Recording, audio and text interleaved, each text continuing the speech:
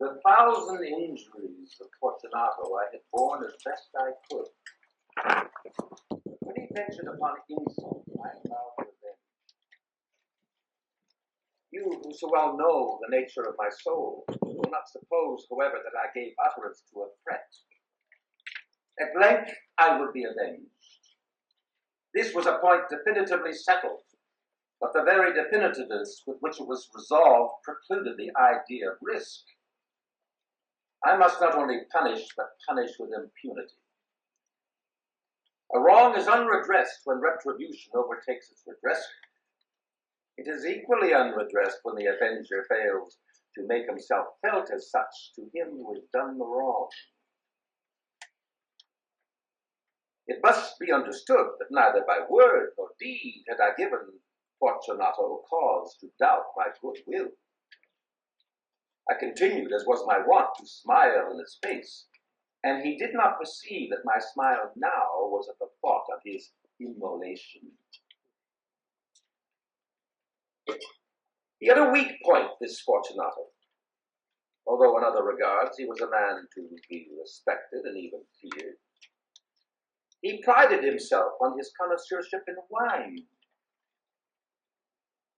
In this respect I did not differ from him materially. I was skillful in the Italian vintages myself, and bought largely whenever I could. It was about dusk, one evening during the supreme madness of the carnival season, that I encountered my friend. He accosted me with excessive warmth, for he had been drinking much. The man wore motley. He had on a tight-fitting party-striped dress, and his head was surmounted by the conical cap and bells. I was so pleased to see him that I thought I should never have done wringing his hand. I said to him, "My dear Fortunato, you are luckily met. How remarkably well you are looking today. But I have received a cask of what passes for Amontillado, and I have my doubts." "How," said he, "Amontillado, a cask? Impossible! And in the middle of the carnival?" "I have my doubts," I replied, "and I was silly enough to pay the full Amontillado price without consulting you on the matter. You are not to be found, and I was fearful of losing a bargain." "Amontillado?" "I have my doubts." "Amontillado? And I must satisfy them." "Amontillado?" "As you are engaged, I'm on my way to Lucchesi. If anyone has a critical turn, it is he. He will tell me." "Lucchesi cannot tell Amontillado from sherry." "And yet some fools will have it that his taste is a match for your own." "Come, let us go." "Whither?" "To your vaults." "Oh, my friend, no. Oh, no, I will not impose upon your good nature. I perceive you have an engagement." "Lucchesi, I have no engagement. Come." "Oh, my friend, no. It is not the engagement, but the severe cold with which I perceive you are afflicted. The vaults are insufferably damp. They are encrusted with nitre." "Let us go, nevertheless. The cold is merely nothing. Amontillado. You have been imposed upon. And as for Lucchesi, he cannot distinguish sherry from Amontillado." Thus speaking, Fortunato possessed himself of my arm. Putting on a mask of black silk and drawing a roquelaire closely about my person, I suffered him to ferry me to my palazzo. There were no attendants at home. They had absconded to make merry in honor of the time. I had told them that I should not return until the morning, and had given them explicit orders not to stir from the house. These orders were sufficient, I well knew, to ensure their immediate disappearance, one and all, as soon as my back was turned. I took from their sconces 2 flambeaux, and giving one to Fortunato, bowed him through several suites of rooms to the archway that led into the vaults. I passed down a long and winding staircase, requesting him to be cautious as he followed. We came at length to the foot of the descent, and stood together on the damp ground of the catacombs of the Montresors. The gait of my friend was unsteady, and the bells upon his cap jingled as he strode. "The cask," said he. "It is farther on," said I. "But observe the white webwork which gleams from these cavern walls." He turned toward me and looked into my eyes with two filmy orbs that distilled the room of intoxication. "Nitre?" he asked at length. "Nitre," I replied. "How long have you had that cough?"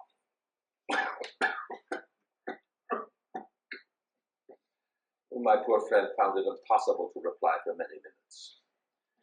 "It is nothing," he said at last. "Come," I said with decision. "We will go back. Your health is precious. You are rich, respected, admired, beloved. You are happy as once I was. You are a man to be missed. For me it is no matter. We will go back. You will be ill, and I cannot be responsible. Besides, there is Lucchesi." "Enough," he said. "The cough is a mere nothing. It will not kill me. I shall not die of a cough." "Oh, true, I replied. "And indeed, I have no intention of alarming you unnecessarily, but you should use all proper caution. A draught of this Medoc will defend us from the damps." And here I knocked off the neck of a bottle which I drew from a long row of its fellows that lay upon the mold. "Drink," I said, presenting him the wine. He raised it to his lips with a leer. He paused and nodded to me familiarly with his bells jingling. "I drink," he said, "to the buried that repose around us." "And I to your long life." He again took my arm and we proceeded. "These vaults," he said, "are extensive." "The Montresors," I replied, "were a great and numerous family." "I forget your arms." "A huge foot door in a field azure. The foot crushes a serpent rampant whose fangs are embedded in the heel." The wine sparkled in his eyes and the bells jingled. My own fancy grew warm with the Medoc. We passed through walls of piled bones with casks and puncheons intermingling into the inmost recesses of the catacombs. I paused again, and this time I made bold to seize Fortunato by an arm above the elbow. "The nitre," I said, "see, it increases, it hangs like moss upon the vaults. We are below the river's bed. The drops of moisture trickle among the bones. Come, we will go back ere it is too late. Your cough—" "It is nothing," he said. "Let us go on. But first another draught of the Medoc." I broke and reached him a flagon of de Grave. He emptied it at a breath. His eyes flashed with a fierce light. He laughed and threw the bottle upward with a gesticulation I did not understand. I looked at him in surprise. He repeated the movement in a grotesque one. "You do not comprehend," he said. "Not I," I replied. "Then you are not of the Brotherhood." "How?" "You are not of the Masons." Oh, yes, I said, yes. "You? Impossible. A Mason?" "A Mason," I replied. "A sign," he said. "It is this," I answered, producing a trowel from beneath the folds of my roquelaire. "You jest," he exclaimed, recoiling a few paces. "But let us proceed to the Amontillado." "Be it so," I said, replacing the tool beneath my cloak and again offering him my arm. He leaned upon it heavily. We continued our route in search of the Amontillado. We passed through a range of low arches, descended, passed on, and descending again, arrived at a deep crypt in which the foulness of the air caused our flambeaux rather to glow than flame. At the most remote end of the crypt there appeared another, less spacious. Its walls had been lined with human remains, piled to the vaults overhead, in the fashion of the great catacombs of Paris. 3 sides of this interior crypt were still ornamented in this manner. From the 4th, the bones had been thrown down and lay promiscuously upon the earth, forming at one point a mound of some size. Within the wall thus exposed by the displacing of the bones, we perceived a still interior recess, in depth about 4 feet, in width 3, in height 6 or 7. It seemed to have been constructed for no especial use within itself, but formed merely the interval between two of the colossal supports of the roof of the catacombs, and was backed by one of their circumscribing walls of solid granite. It was in vain that Fortunato, uplifting his dull torch, endeavored to pry into the depth of the recess. Its termination the feeble light did not enable us to see. "Proceed," I said. "Herein is the Amontillado." "Why, Spulicesi?" "He is an ignoramus," interrupted my friend, as he stepped unsteadily forward, while I followed immediately at his heels. In an instant he had reached the extremity of the niche, and finding his progress arrested by the rock, stood stupidly bewildered. A moment more, and I had fettered him to the granite. In its surface were two iron staples, distant from each other about 2 feet horizontally. From one of them depended a short chain, from the other a padlock. Throwing the links about his waist, it was but the work of a few seconds to secure it. He was too much astounded to resist. Withdrawing the key, I stepped back from the recess. "Pass your hand," I said, "over the wall. You cannot help feeling the nitre. Indeed, it is very damp. Once more, let me implore you to return." "No? Then I must positively leave you. But first, I must render you all the little attentions in my power." "The Amontillado!" ejaculated my friend, not yet recovered from his astonishment. "True," I replied, "the Amontillado." As I said these words, I busied myself among the pile of bones of which I had before spoken. Throwing them aside, I soon uncovered a quantity of building stone and mortar. With these materials, and with the aid of my trowel, I began vigorously to wall up the entrance of the niche. I had scarcely laid the first tier of the masonry when I discovered that the intoxication of Fortunato had in great measure worn off. The earliest indication I had of this was a low moaning cry from the depth of the recess. It was not the cry of a drunken man. There was then a long and obstinate silence. I laid the second tier, and the third, and the fourth, and then I heard the furious vibrations of the chain. The noise lasted for several minutes, during which, that I might hearken to it with the more satisfaction, I ceased my labors and sat down upon the bones. When at last the clanking subsided, I resumed the trowel and finished without interruption the 5th, the 6th, and the 7th tier. The wall was now nearly up upon a level with my breast. I again paused, and holding the flambeau over the mason work, threw a few feeble rays upon the figure within. A succession of loud and shrill screams bursting suddenly from the throat of the chained form seemed to thrust me violently backward. For a brief moment I hesitated, I trembled, and sheathing my rapier, I began to grope about the recess, but the thought of an instant reassured me. I placed my hand upon the solid fabric of the catacombs and felt satisfied. I reapproached the wall. I replied to the yells of him who clamored. I re-echoed, I aided, I surpassed them in volume and in strength. I did this, and the clamor of them still. It was now midnight, and my task was drawing to a close. I had completed the 8th, the 9th, and the 10th tier. I had finished a portion of the last and the 11th. There remained but a single stone to be fitted in and plastered in. I struggled with its weight. I placed it partially in its destined position. But now there came from out the niche a low laugh that erected the hairs upon my head. It was succeeded by a sad voice, which I had difficulty in recognizing as that of the noble Fortunato.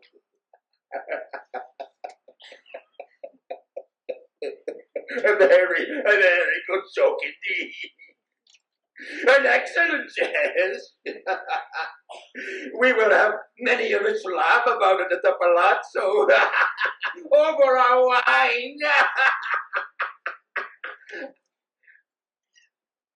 The Amontillado, I said. Yes, the Amontillado. But is it not getting late? Will they not be awaiting us at the palazzo, the Lady Fortunato and the rest? Let us be gone. Yes, I said, let us be gone. For the love of God, Montresor! Yes, I said, for the love of God. But to these words I hearkened in vain for a reply. I grew impatient. I called aloud, Fortunato! No answer. Fortunato! No answer still.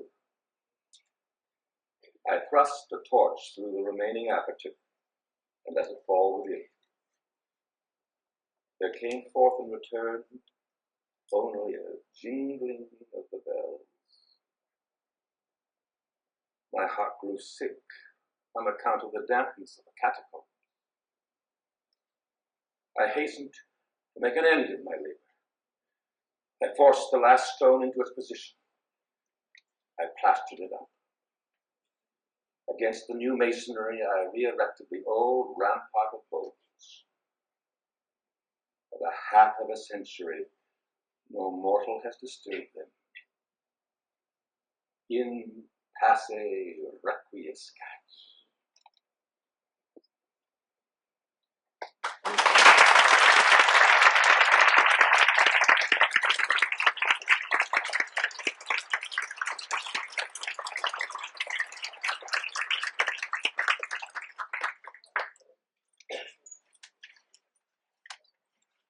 A man said to the universe, Sir, I exist.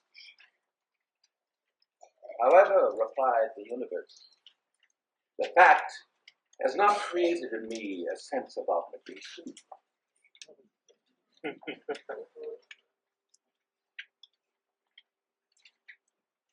To the maiden, the sea was blue meadow, alive with little froth people singing.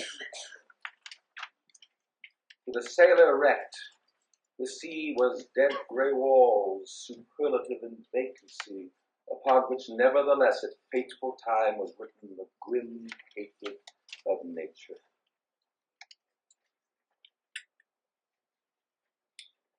In a solitude of the sea, deep from human vanity, and the pride of life that planned her, stilly couches she. Over the mirrors meant to glass the opulent, the sea worm crawls, grotesque, slimes, dumb, indifferent.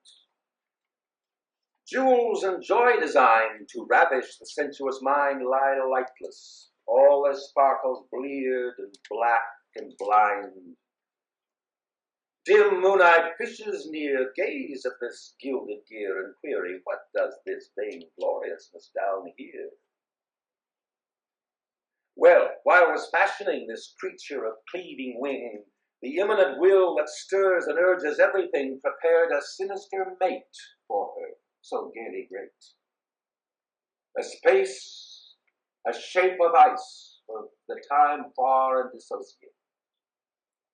And as the smart ship grew in stature, grace, and hue, in shadowy, silent distance grew the iceberg too. Alien they seemed to be, no mortal eye could see the intimate welding of their later history, or sign that they were bent by paths coincident on being anon twin halves of one august event, till the spinner of the years said, now, and each one hears, and consummation comes, and jars two hemispheres. The night of April 14th, 1912. Under the final strain, the two wire guys of the forward funnel tugged and broke at the eyes. With buckled plates, the stack leaned, fell, and smashed the starboard wing of the flying bridge, went through the lower, then tilting at the davits, crashed over, driving a wave aboard that drew back to the sea some 50 sailors and the captain with the last of the bridge command. Out on the water was the same display of fear and self-control as on the deck. Challenge and hesitation and delay, the quick return, the will to save, the race of snapping oars to put the realm of space between the half-filled lifeboats and the wreck. The swimmers whom the waters did not take with their instant death chill struck out for the wake of the nearer boats, gained on them, hailed the steersmen, and were saved. The weaker failed and fagged and sank. A man clutched at the rim of a gunwale, and a woman's jeweled fist struck at his face. Two others seized his wrist as he released his hold, and gathering him over the side, they staunched the cut from the ring. And there were many, many deeds envisaging volitions where self-preservation fought its red primordial struggle with the ought.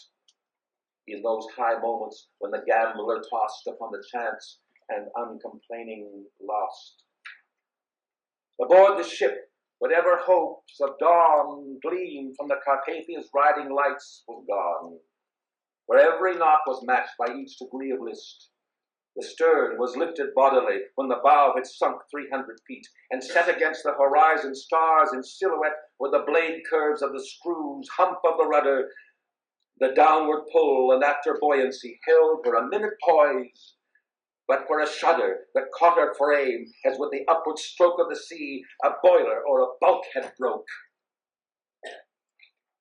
Climbing the ladders, gripping shroud and stay, storm rail, ringbolt, or fair lead, every place that might befriend the clutch of hand or brace of foot, the 1,400 made their way to the heights of the aft decks, crowding the inches around the docking bridge and cargo winches.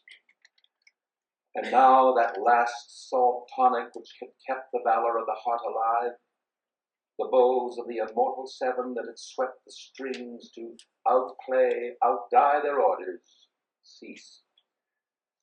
5 minutes more, the angle had increased from 80 on to 90 when the rows of deck and porthole lights went out, flashed back a brilliant second, and again went black. Another bulkhead crashed, then following the passage of the engines as they tore from their foundations, taking everything clean through the bows from the midships with a roar which drowned all cries upon the deck and shook the watches in the boats. The liner took her 1,000 fathoms journey to her grave.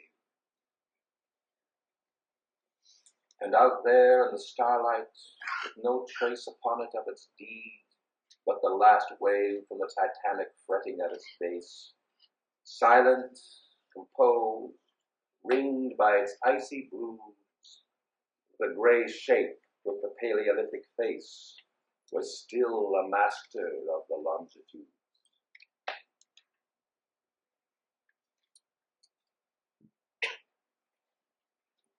Are we mere pieces in the hand that moves this universal game? Whom one by one some power has planned to follow some predestined aim?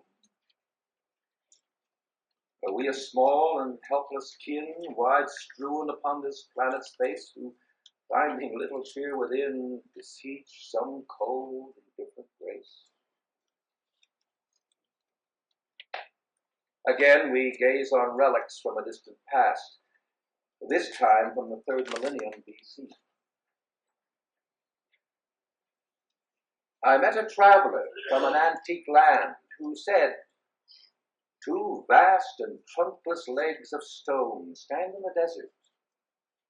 Near them on the sand, half sunk, a shattered visage lies, whose frown and wrinkled lip and sneer of cold command tell that its sculptor well those passions read which yet survive, stamped on these lifeless things, the hand that mocked them and the heart that fed.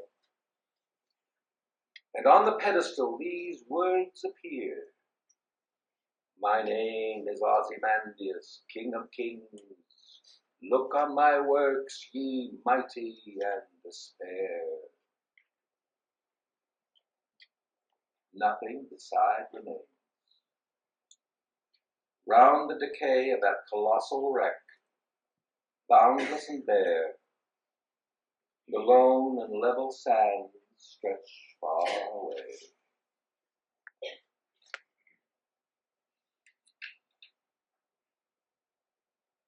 So I exist. The fact, however, has not created in me a sense of obligation. The rocky terrain, three haunting shapes. The man is tempted by their strange invocations and predictions.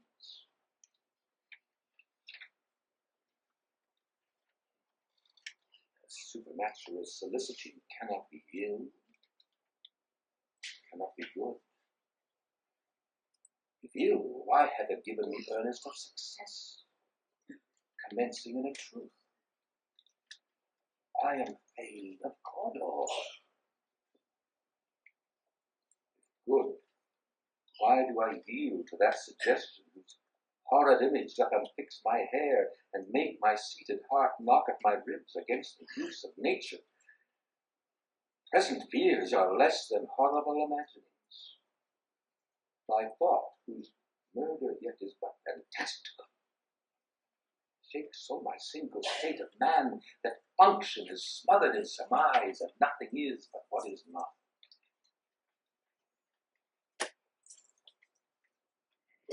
Born into the elements, half made up, another of Shakespeare's ferocious murderers, bent on avenging the universe for his misshapen condition.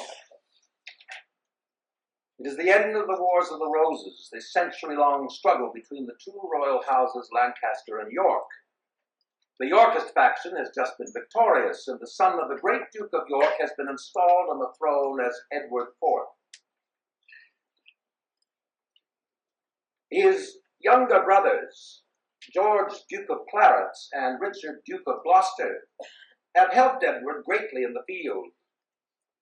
But Richard is possessed of a number of deformities, both in mind and body, and thus smarts in the shadow of his eldest brother. He observes and comments on the celebrations honoring the great Yorkist victory. Now is the winter of our discontent made glorious summer by this son of York. And all the clouds that lowered upon our house in the deep bosom of the ocean buried. Now are our brows bound with victorious wreaths, our bruised arms hung up for monuments, our stern alarums changed to merry meetings, our dreadful marches to delightful measures. Grim-visaged war hath smoothed his wrinkled front, and now, instead of mounting barbed steeds to fright the souls of fearful adversaries, he capers nimbly in a lady's chamber to the lascivious pleasing of a lute. But I, that am not shaped for sporting tricks, nor made to court an amorous looking glass, I that am rudely stamped and want love's majesty to strut before a wanton ambling nymph, I that am curtailed of this fair proportion, cheated of picture by dissembling nature, deformed, unfinished, sent before my time into this breathing world scarce half made up, and that so lamely and unfashionable that dogs bark at me as I halt by them. Why, I, in this weak piping time of peace, have no delight to pass away the time, unless to see my shadow in the sun and descant on mine own deformity. And therefore, since I cannot prove a lover to entertain these fair well-spoken days, I am determined to prove a villain, and hate the idle pleasures of these days. Plots have I laid, inductions dangerous, by drunken prophecies, libels and griefs, to set my brother Clarence and the king in deadly hate of one against the other. And if King Edward be as true and just as I am subtle, false, and treacherous, this day should Clarence be closely mewed up about a prophecy which says that G of Edward's heirs the murderer shall be. Dive botched under my sword, here Clarence comes. Two ambitious killers, each hell-bent to gain a crown. Macbeth, ancient Scotland's, and Richard, England's. But how differently they respond to events as they unfold, until they are both overwhelmed by them. If it were were done when 'tis done, and 'twere well were done quickly. If the assassination could trammel up the consequence and catch with his success, that but this blow might be the be-all and the end-all here, but here upon this bank and shoal of time we'll jump the life to come. But in these cases we still have judgment here. Let me but teach bloody instructions which being taught return to plague the inventor. This even-handed justice commends the ingredients of our poisoned chalice to our own lips. He's here in double trust. First, as I am his kinsman and his subject, strong both against the deed, then as his host, who should against his murderer shut the door, not bear the knife myself. Besides, this Duncan hath borne his faculties so meek, has been so clear in his great office, that his virtues will plead like angels' trumpet tongued against the deep damnation of his taking off. And pity, like a naked newborn babe striding the blast, of heaven's cherubim horsed upon the sightless couriers of the air, shall blow the horrid deed in every eye, that tears shall drown the wind. I have no spur to print the sides of my intent, but only vaulting ambition, which o'erleaps itself and falls on the other.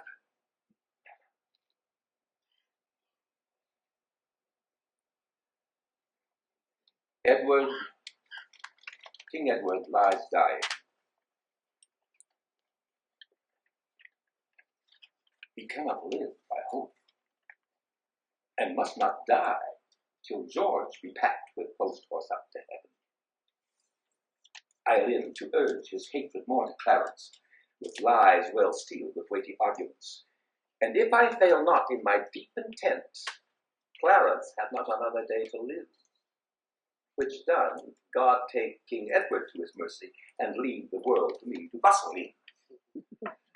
For then I'll marry Warwick's youngest daughter. What, though I kill her husband and her father? Well, the readiest way to make the wench amends is to become her husband and her father. The which will I, not all so much for love, as for another secret close intent, by marrying her, which I must reach unto. But yet I run before my horse to market. Clarence still breathes, Edward still lives and reigns. When they are gone, then must I count my gains.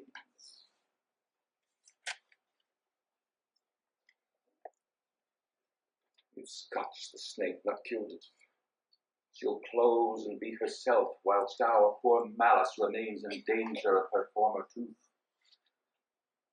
Let the frame of things disjoint, both the worlds suffer, ere we will eat our meal in fear, and sleep in the affliction of these terrible dreams that shake us nightly.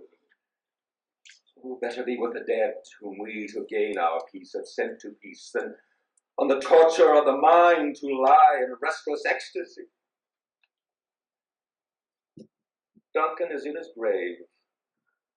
After life's fitful fever he sleeps well.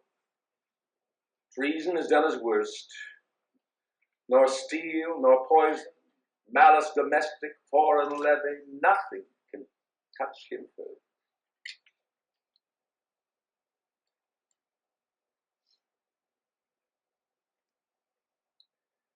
My most sovereign lord, among this princely heap, if any here by false intelligence or wrong surmise hold me a foe, if I unwittingly or in my rage have aught committed that is hardly borne by any in his presence, I desire to reconcile me to his friendly peace.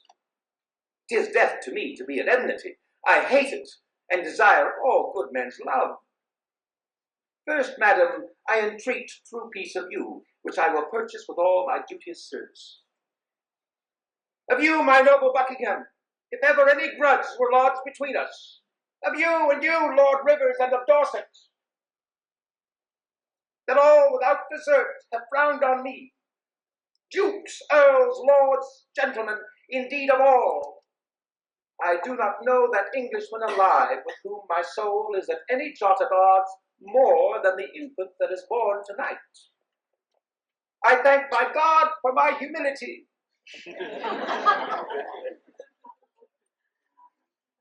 I've lived long enough. My way of life is fallen into the sear, the yellow leaf. And that which should accompany old age is honor, love, obedience, troops of friends, I must not look to have, but in their stead curses, not loud but deep, mouth honor, breath, which the poor heart would fain deny and dare not. Seaton! Ratcliffe to Richard.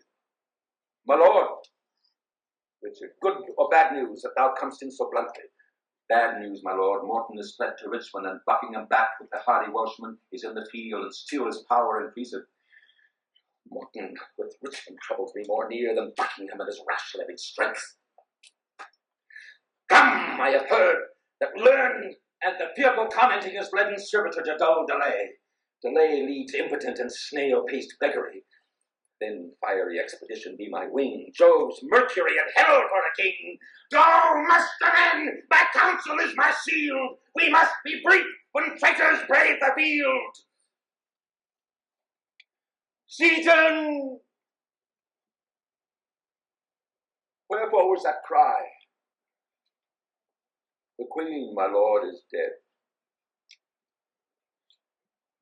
She should have died hereafter. There would have been a time for such a word.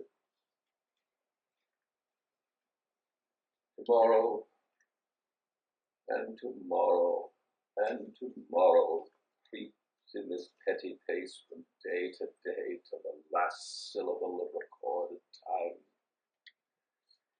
And all our yesterdays have lighted fools the way to dusty death. No doubt, brief candle, life's but a walking shadow, a poor player that struts and frets his hour upon the stage and that is heard no more. It is a tale told by an idiot, full of sound and fury, signifying nothing.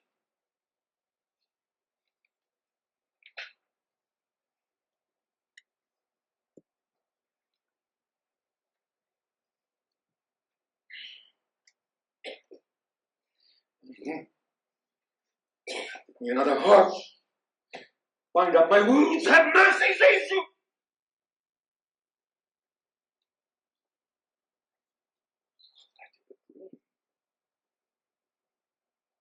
Oh, coward conscience, how dost thou afflict me?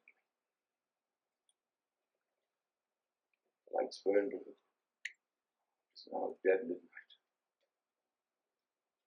Cold, fearful drops stand on my trembling flesh. What do I fear? Myself? Someone else die? Richard loves Richard. That is, I am I. Is there a murderer here? No. Yes, I am. Then why? What from myself? Great reason why. Hast I revenge? What, myself upon myself? Alack, I love myself. Wherefore? For any good that I myself have done unto myself?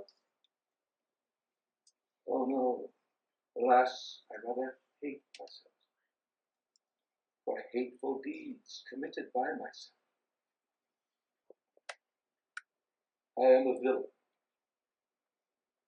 As I lie, I am not. Fool of thyself, speak well. Fool, do not flatter.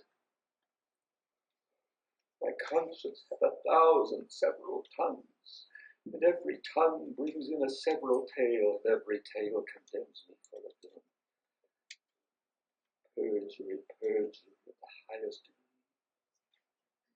Murder, stern murder of the direst degree. All several sins, each in every degree, throng to the bar, crying, oh, guilty, guilty. I should despair. Yet no creature loves me. And if I die, no soul shall pity me. Nay, wherefore should they? Since that I myself find in myself no pity to myself. Methought the souls of all that I had murdered came to my tent, and every one did threat tomorrow's vengeance on the head of Richard.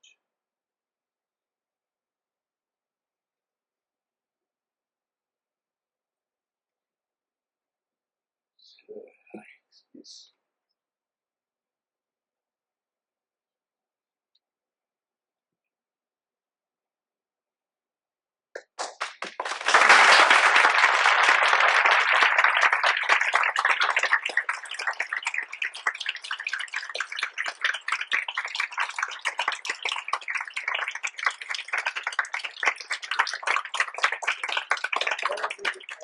There will be a slight intermission, very short one. Just to shake your arms a little bit. It won't be very far.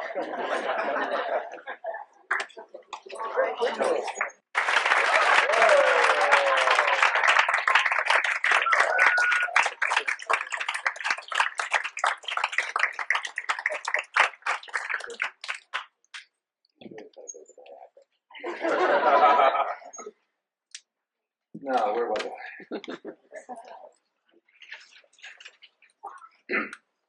Earlier in the program, through some poems of Stephen Crane and Thomas Hardy, I dared to suggest the concept of the universe as a source of evil, of all evil. An indirect source, granted, for the universe does not of itself possess moral attributes, let alone evil ones. But its vast and infinite regions, its awesome energy embraces the earth and man's existence on it. It can swallow him up in an instant as easily as it can the hard-working inhabitants of an anthill. Well, against this bleak prospect, men and women flounder in frustration. Sometimes they turn to prayer, but time and again they seek vengeance in whatever direction in order to gain some sort of foothold. Each to his own, evil is born. Acts of evil can be violent, but more on that later. Acts of evil can be quiet, and they're far more numerous. They're all around us at all times, barely discernible in a flicker of an eye or in a lilt of the voice. They occur among the nicest of people in the most comfortable of circumstances, as in a front parlor that once overlooked Washington Square more than 100 years ago.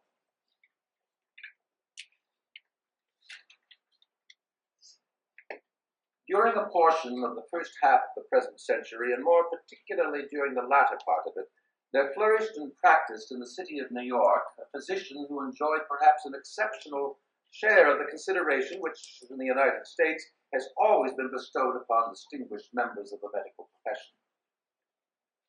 At the time at which we are chiefly concerned with him, Dr. Sloper was some 50 years of age, and his popularity was at its height. He passed in the best society of New York for a man of the world, which indeed he was in a very sufficient degree. He was an observer, even a philosopher, and to be bright was so natural to him, and came so easily that he never aimed at mere effects, and had none of the little tricks and pretensions of second-rate reputation. It must be confessed that fortune had favored him, and that he had found the path to prosperity very soft to his tread. He had married, at the age of 27, for love, a very charming girl, Miss Catherine Harrington of New York, who, in addition to her charms, had brought him a solid dowry. Mrs. Sloper was graceful, accomplished, elegant, and in 1820 she had been one of the pretty girls of the small but promising capital which clustered about the Battery.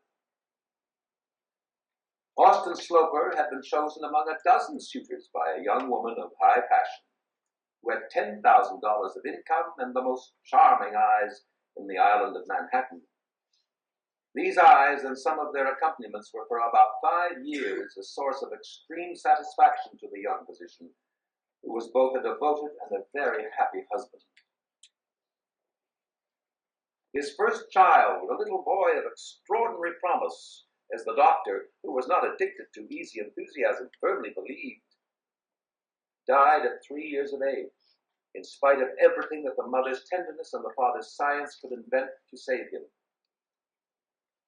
2 years later, Mrs. Sloper gave birth to a second infant, an infant of a sex which rendered the poor child, to the doctor's sense, an inadequate substitute for his lamented firstborn, of whom he had promised himself to make an admirable man. The little girl was a disappointment, but this was not the worst. A week after her birth, the young mother, who, as the phrase is, had been doing well, suddenly betrayed alarming symptoms, and before another week had elapsed, Austin Sloper was a widower. For a man whose trade was to keep people alive, he had certainly done poorly in his own family. And a bright doctor who within 3 years loses his wife and his little boy should perhaps be prepared to see either his skill or his affection impugned. Our friend, however, escaped criticism. That is, he escaped all criticism but his own, which was much the most competent and most formidable. He walked under the weight of this very private censure for the rest of his days, and bore forever the scars of a castigation to which the strongest hand he knew had treated him on the night that followed his wife's death. His little girl remained to him, and though she was not what he had desired, he proposed to himself to make the best of it. She had been named, as a matter of course, after her poor mother, and even in her most diminutive babyhood, the doctor never called her anything but Catherine.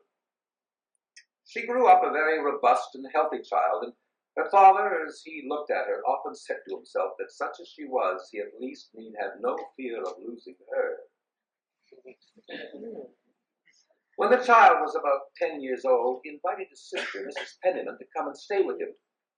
Once, when the girl was about 12 years old, he had said to her, "Try and make a clever woman of her, Lavinia.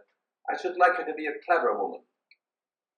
Well, Mrs. Penniman at this looked thoughtful a moment. "My dear Austin," she then inquired, do you think it is better to be clever than to be good?" "Good for what?"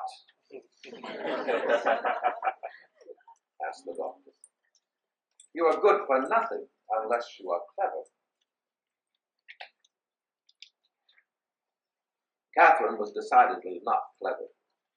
She was not quick with her book, nor indeed with anything else. She was not abnormally deficient, and she must have learning enough to acquit herself respectably in conversation with her contemporaries, among whom it must be avowed, however, that she occupied a secondary place. She was extremely fond of her father and very much afraid of him. She thought him the cleverest and handsomest and most celebrated of men. Her deep desire was to please him, and her conception of happiness was to know that she had succeeded in pleasing him. What she could not know, of course, was that she disappointed him.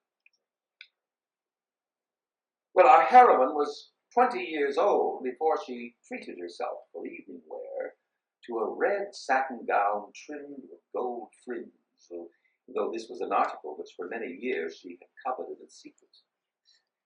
It made her look, when she sported it, like a woman of 30. But oddly enough, in spite of her taste for fine clothes, she had not a grain of coquetry, and her anxiety when she put them on was as to whether they, and not she, would look well. It was in the royal raiment just mentioned that she presented herself at a little entertainment given by a close relative. The girl was at this time in her 21st year, and this party was the beginning of something very important. Mrs. Penniman came, of course, to the entertainment, accompanied by her niece, and the doctor, too, had promised to look in later in the evening. There was to be a good deal of dancing, and before it had gone very far, their hostess came up to Catherine in company with a tall young man. She introduced the young man as a person who had a great desire to meet our heroine's acquaintance. And then, administering him a tap with her fan, she turned away to other cares. Catherine had not understood all that she had said. Her attention was given to looking at the young man, who was remarkably handsome. She had succeeded, however, as she often failed to do when people were presented to her, in catching his name. She wondered what she ought to say and what would be the consequences of her saying nothing. The consequences at present were very agreeable. The young man, leaving her no time for embarrassment, began to talk to her with an easy smile, as if he had known her for a year. The music had been silent for a while, but suddenly it began again, and then he asked her with a deeper, intenser smile if she would do him the honor of dancing with him. And in a moment he was guiding her around the room in the harmonious rotation of a polka. When they paused, she felt that she was red, and then for some moments she stopped looking at him. "Does it make you dizzy?" he asked in a tone of great kindness. "Yes." "Oh, well, in that case," said he, "we will sit still and talk." Much later in the evening, Catherine's hostess took her by the arm and made her walk about. "I needn't ask you what you think of Morris," she exclaimed. "Oh, is that his name?" "Oh, I don't ask you what you think of his name, but what you think of himself." "Oh, nothing particular," Catherine answered, dissembling for the first time in her life. A cousin invited our heroine to dance a quadrille. This time she was not dizzy. Her head was very clear. Just when the dance was over, she found herself in the crowd face to face with her father. Dr. Sloper had usually a little smile, never a very big one, and with this little smile playing in his clear eyes and on his neatly shaved lips, he looked at his daughter's crimson gown. "Is it possible that this magnificent person is my child?" he said. He almost never addressed his daughter save in the ironical form. Whenever he addressed her, he gave her pleasure, but she had to cut her pleasure out of the piece, as it were. "Oh, I am not magnificent," she said mildly, wishing that she could put on another dress. "Why, you are sumptuous, opulent, expensive," her father rejoined. "You look as if you had 80,000 a year." "Well, so long as I haven't," said Catherine illogically. Her conception of her prospective wealth was as yet very indefinite. "Well, so long as you haven't, you shouldn't look as if you had. Have you enjoyed your little party?" Catherine hesitated a moment, and then, looking away, "I am rather tired," she murmured. Nevertheless, in the carriage, as they drove home, she was as quiet as if fatigue had been her portion. Dr. Sloper's manner of addressing his sister Lavinia had a good deal of resemblance to the tone he had adopted towards Catherine. "Who was the young man that was making love to you?" he presently asked. "Oh, my good brother," murmured Mrs. Penniman in deprecation.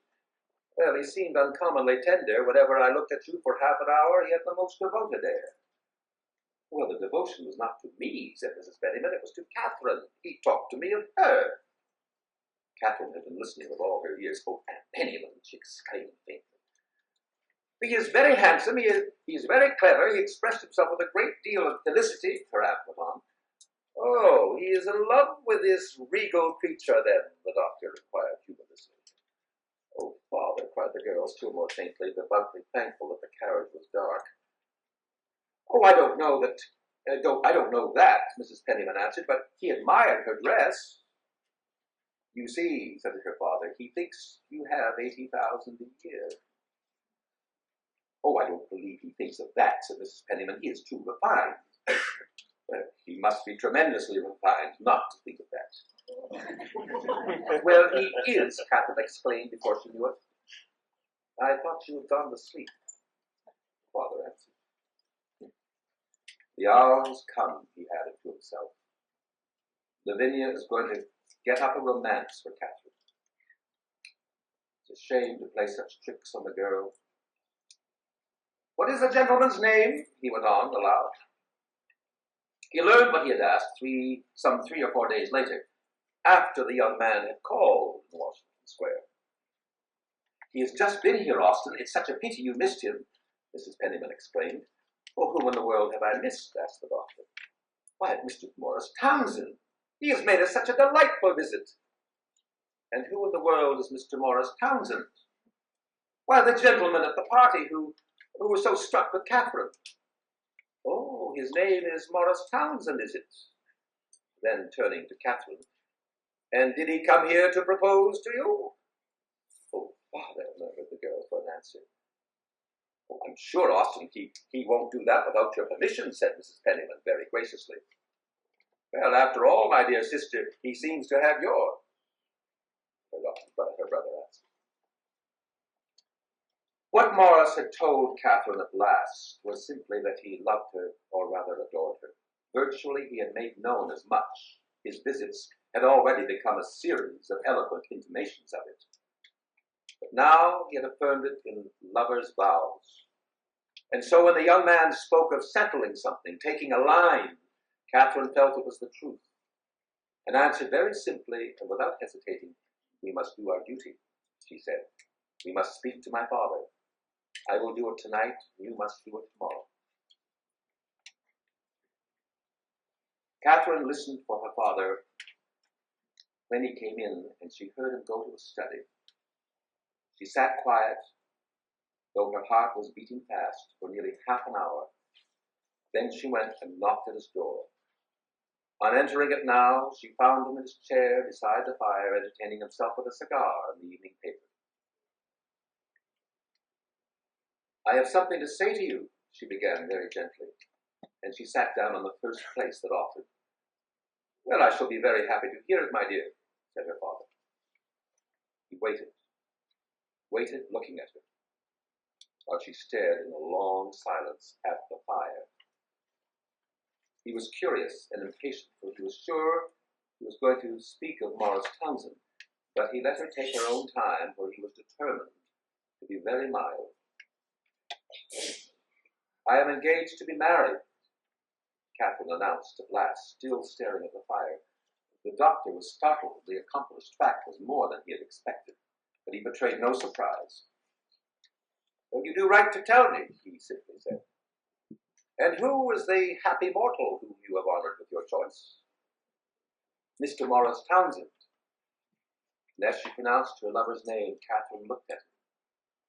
What she saw was her father's still gray eye and his clear-cut, definite smile.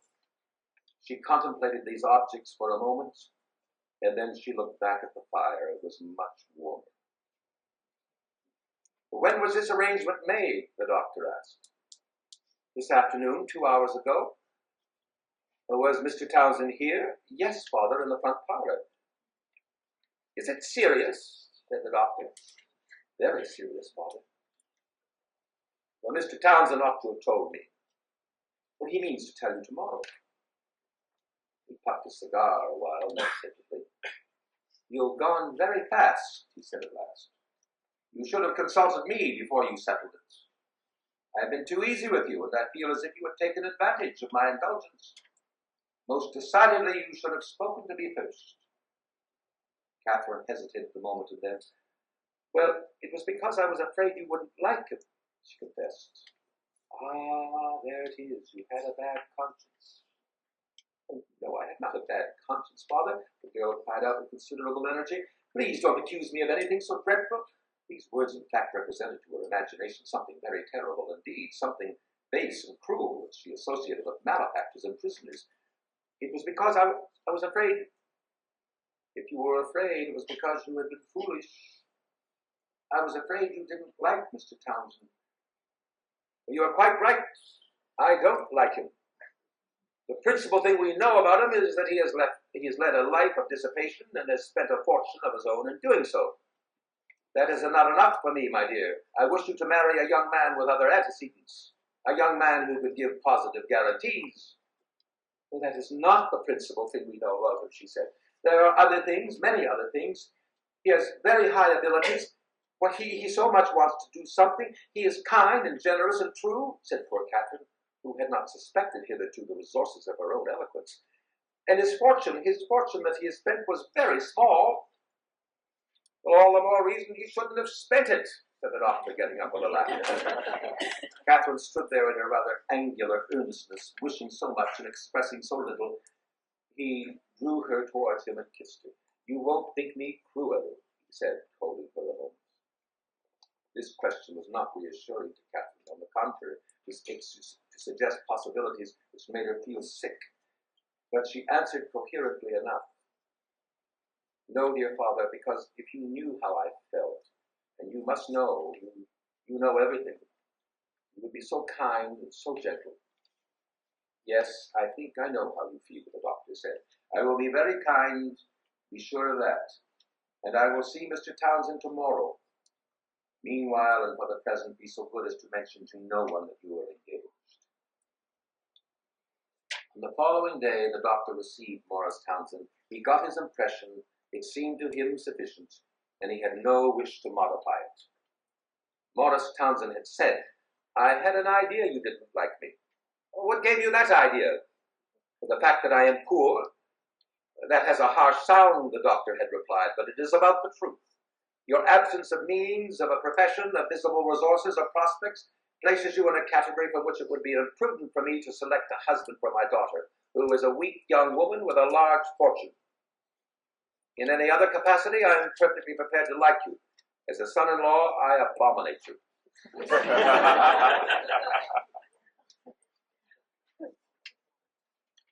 Catherine sat alone by the fire, lost in her meditations. Her eyes were fixed upon her terrible plan. At last the clock struck 11. Catherine got up and went slowly to the door of the library, where she waited a moment motionless. Then she knocked. She heard her father move within, and he came and opened the door for her. Well, what is the matter? Asked the doctor. You are standing there like a ghost. She went into the room, but it was some time before she contrived to say what she had come to say. Her father had been busy at his writing table, and after looking at her for some moments and waiting for her to speak, he went and seated himself at his papers again. His back was turned to her. She began to hear the scratching of his pen. At last she began. You told me that if I should have anything more to say about Mr. Townsend, you would be glad to listen to it. Exactly, my dear, said the doctor, not turning round but stopping his pen. Catherine wished it would go on, but she herself continued. I thought I would tell you that I have not seen him again, but that I should like to do so. To bid him goodbye? Asked the doctor. The girl hesitated a moment. He is not going away. The doctor wheeled slowly around in his chair. It is not to bid him goodbye, then? No, father, not that, at least not forever. I have not seen him again, but I should like to see him, Catherine repeated. The doctor slowly rubbed his underlip with the feather of his quill. Have you written to him? Yes, 4 times. You have not dismissed him, then? Once would have done that. No, said Catherine. I have asked him to wait. To wait for what? Till you know him better, till you consent. Don't tell him any such nonsense as that. I know him well enough, and I shall never consent. But we can wait a long time, said Catherine, in a tone which was meant to express the humblest conciliation, but which had upon her father's nerves the effect of an iteration not characterized by tact. Of course, you can wait till I die, if you like. Catherine gave a cry of natural horror. Your engagement will have one delightful effect upon you. It will make you extremely impatient for that event. Catherine stood staring, and the doctor enjoyed the point he had made. I would rather not marry, if that were true, she said. Well, give me a proof of it, then, for it is beyond a question that by engaging yourself to Morris Townsend, you simply wait for my death. She turned away, feeling sick and faint, and the doctor went on. And if you wait for it with impatience, judge, if you please, what his eagerness will be. If I don't marry before your death, I will not after, she said. Do you mean that for an impertinence? An impertinence? Oh, father, what terrible things you say. If you don't wait for my death, you might as well marry immediately. There is nothing else to wait for. For some time, Catherine made no answer, but finally she said, I think Morris, little by little, might persuade you. I shall never let him speak to me again. I dislike him too much. There is one thing you can tell Mr. Townsend when you see him again, he said. That if you marry without my consent, I don't leave you a farthing of money. That will interest him more than anything else you can tell him. Well, that would be very right, Catherine answered. I ought not in that case to have a farthing of your money. My dear child, the doctor observed, laughing, your simplicity is touching. Make that remark in that tone and with that expression of countenance to Mr. Townsend, and take note of his answer. It won't be polite. It will express irritation, and I shall be glad of that, as it will put me in the right. Unless, indeed, which is perfectly possible, you should like him the better for being rude to you. He will never be rude to me, said Catherine gently. Tell him what I say, all the same. She looked at her father, and her quiet eyes filled with tears. I think I will see him then, she murmured in her timid voice. Exactly as you choose. And he went to the door and opened it for her to go out. The movement gave her a terrible sense of his turning her off. It will be only once for the present, she added, lingering a moment. Exactly as you choose, he repeated, standing there with his hand on the door. I have told you what I think. If you see him, you will be an ungrateful, cruel child. You will have given your old father the greatest pain of his life. This was more than the poor girl could bear. Her tears overflowed. She moved toward her grimly persistent parent with a pitiful cry. Her hands were raised in supplication, but he sternly evaded this appeal. Instead of letting her sob out her misery on his shoulder, he simply took her by the arm and directed her course across the threshold, closing the door gently but firmly behind her. Some weeks later, during the morning, at an hour which she rarely saw him, he strolled into the back parlor. He had watched his time. He found her alone. She was sitting with some work, and he came and stood in front of her. He was going out. He had on his hat and was drawing on his gloves. It doesn't seem to me that you are treating me just now with all the consideration I deserve, he said in a moment. I don't know what I've done, Catherine answered, with her eyes on her work. You have apparently quite banished from your mind the request that you would notify me in advance before leaving my house. I have not left your house, said Catherine. But you intend to leave it. By what you gave me to understand, your departure must be impending. In fact, though you are still here in body, you are already absent in spirit. Your mind has taken up its residence with your prospective husband, and you might quite as well be lodged under the conjugal roof for all the benefit we get from your society. I will try and be more cheerful, said Catherine. Well, you certainly ought to be cheerful. You ask a great deal if you are not. To the pleasure of marrying a charming young man, you add that of having your own way. You strike me as a very lucky young lady. Catherine got up. She was suffocating. She folded her work deliberately and correctly, bending her burning face upon it. Her father stood where he had planted himself. She hoped he would go, but he smoothed and buttoned his gloves. It would be a convenience to me to know when I may expect to have an empty house, she went on. When you go, your aunt marches. She looked at him at last with a long, silent gaze. Her father's cold, gray eyes sounded her own, and he insisted upon his point. Is it tomorrow? Or is it next week, or the week after? I shall not go away, said Catherine. Has he backed out? I have broken off my engagement. Broken it off. I have asked him to leave New York, and he has gone away for a long time. The doctor was both puzzled and disappointed. But he solved his perplexity by saying to himself that his daughter simply misrepresented, justifiably if one would, but nevertheless misrepresented the facts. And he eased off his disappointment, which was that of a man losing a chance for a little triumph that he had rather counted on. by a few words that he uttered aloud. How does he take his dismissal? I don't know, said Captain. You mean you don't care? Well, you are rather cruel, after encouraging him and playing with him for so long. The doctor had his revenge after all.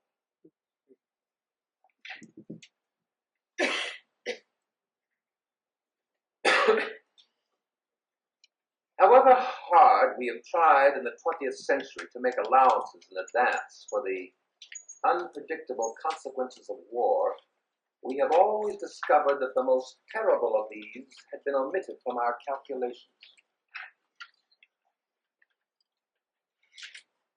Once a man, clambering to the housetops, appealed to the heavens. With strong voice he called to the deaf spheres. A warrior's shout he raised to the suns. Lo, at last there was a dot on the clouds. And at last,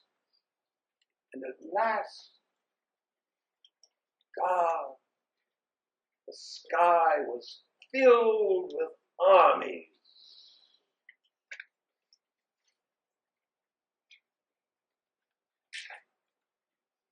"1914. War broke, and now the winter of the world with perishing great darkness closes in.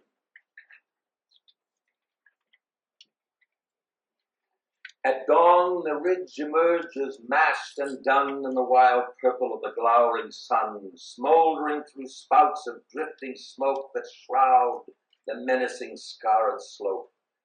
And one by one, tanks creep and topple forward to the wire. The barrage roars and lifts, then clumsily bowed with bombs and guns and shovels and battle gear. Men jostle and climb to meet the bristling fire. Lines of gray, muttering faces masked with fear, they leave their trenches, going over the top, while time ticks blank and busy on their wrists, and hope, with furtive eyes and grappling fists, flounders in mud. Oh, Jesus, make it stop!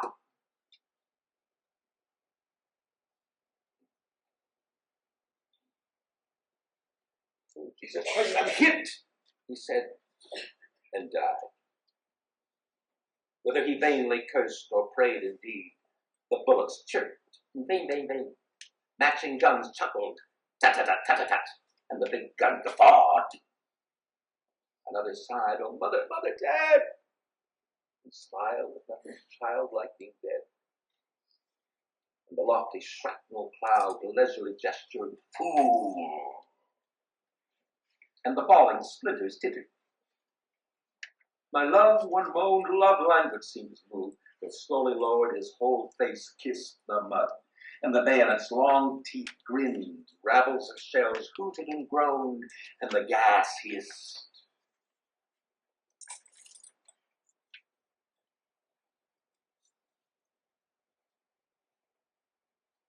Well, how are things in heaven? I wish you'd say, because I'd like to know if you're all right. Tell me, have you found everlasting day? Or been sucked in by everlasting night? But when I shut my eyes, your face shows pain. I hear you make some cheery old remark. Oh, I can rebuild you in my brain, though you've gone out patrolling in the dark. You hated tours of trenches. You were proud of nothing more than having good years to spend. Longed to get home and join the careless crowd of chaps who work in peace with time for friends. Well, that's all washed out now. You're beyond the wire. No earthly chance can send you crawling back. You've finished with machine gun fire. Knocked over in a hopeless dead attack. Somehow I always thought you'd get done in, because you were so desperate keen to live. You were all out to try and save your skin, well knowing how much the world had got to give. You jumped at shells and talked the usual shop. Stuck to your dirty job and did it fine, but Jesus Christ, when will it stop?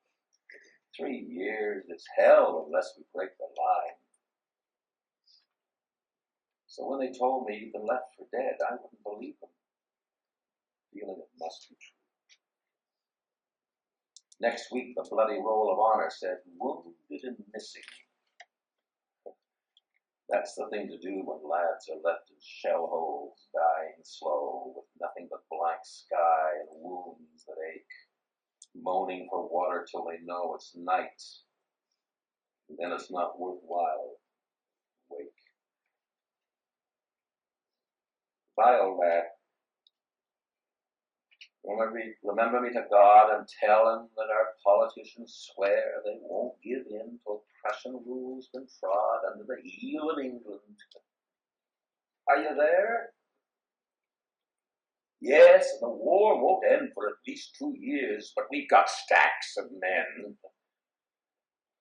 I'm blind with tears, staring into the dark.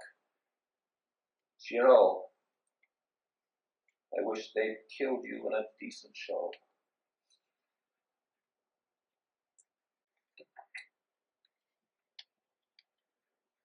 On July 13, 1977, abruptly at 9:29 p.m., New York City went dark.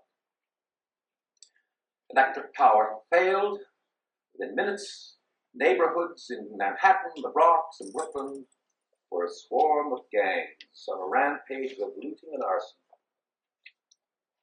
In the course of the radio coverage, 2 little black boys sounding about 12 years old were interviewed and announced that they had taken no part in the looting going on all around them. When asked by the interviewer, why not? One of them said,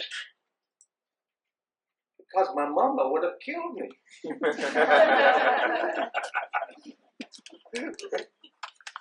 Hickory dickory dock. Hickory dickory dock. The crowd ran up the block. A cop struck one. A rock got thrown. Hickory dickory riot.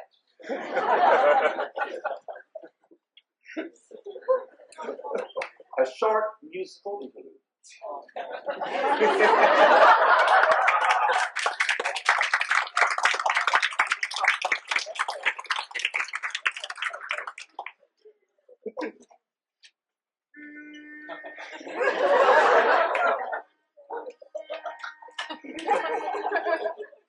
Well, sleeping. 12 rooftops leaping, 11 windows smashing, 10 pipes are bursting, 9 sirens screaming, 8 phone booths broken, 7 bulbs a dimming, 6 junkies trading, 5 stolen rings, 4 padlock stores, 3 slashed tires, 2 cherry bombs.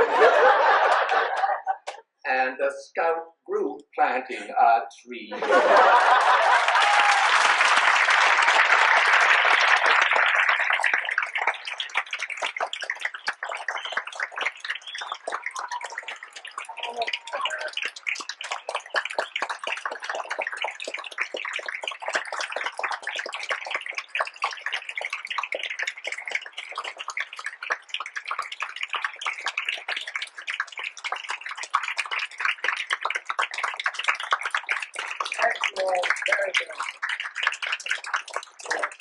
Audience.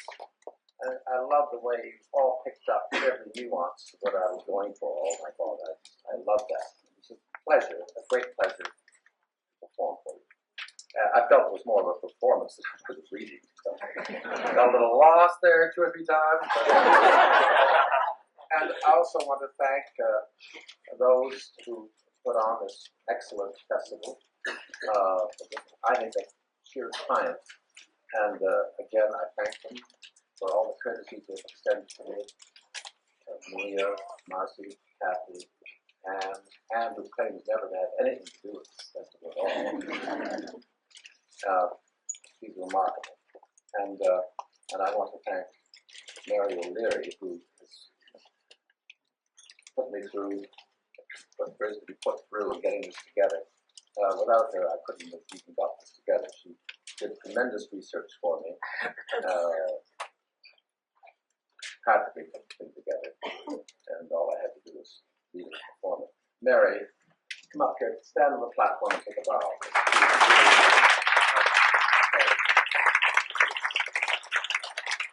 Mary.